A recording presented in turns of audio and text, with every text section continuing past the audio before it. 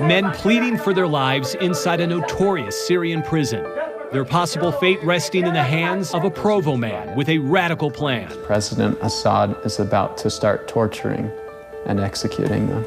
Through social media, Adam Steed became the record keeper of their chilling story.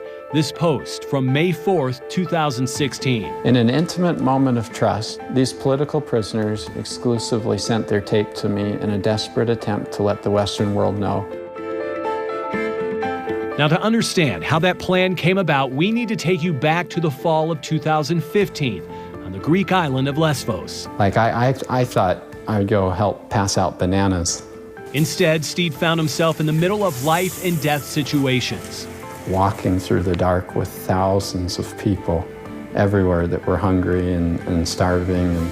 Steed administered to the sick, helped with boat rescues, and collected information. I took as many Facebooks and internet information of refugees that I could. I just had a feeling that was something I should do.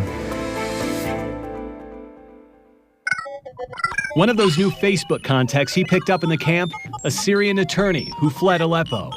Who defended people who were taken by the secret police. One of the first conversations he had with me was, look, Adam, I just think that people all over the world have equal rights. As Steed learned more about Syria and the torture occurring within the prisons, he threw out an idea: use social media to document the atrocities.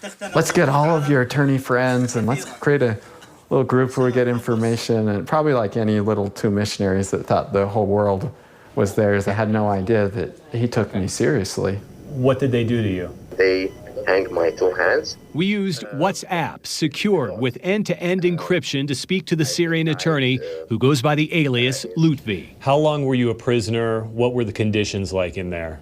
In the prison, I have spent exactly 8 months and 13 days. If you will not die under torture, you will die because there is no oxygen. You are. Like Lutfi, the men in Hama had been tortured and feared that they would be sent to Sednaya, a prison Amnesty International describes as a human slaughterhouse. The government is carrying out a calculated campaign of mass hangings and extermination. The Hama prisoners knew if they were sent to Sednaya, they would not come out alive. So, in a revolt, they took over.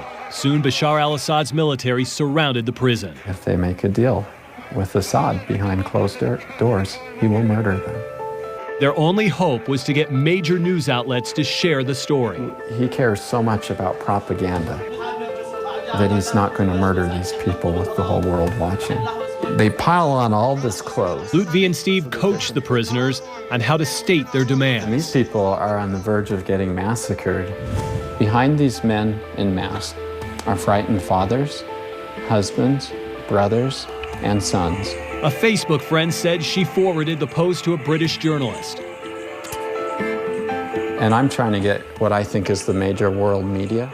The Independent. I'm from Idaho. I have just like blowing him off. One of Great Britain's largest online newspapers rushed to publish the story. On Monday, a monitoring group reported that. So you were the monitoring group? Yes.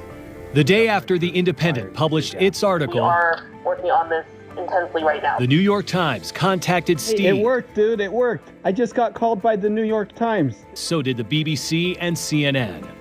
Steed cannot say for sure whether those articles had any influence on Assad, but... How'd you feel when al-Assad pulled back the military police outside Hama? But I feel good. A simple, normal person without any significance was able to do really significant things. In every war, there are those who fight on the front lines and those who battle silently behind those lines to give voice to the powerless. We're not aware of how important we actually are as people. In Adam Steed's case, simply through the power of a post.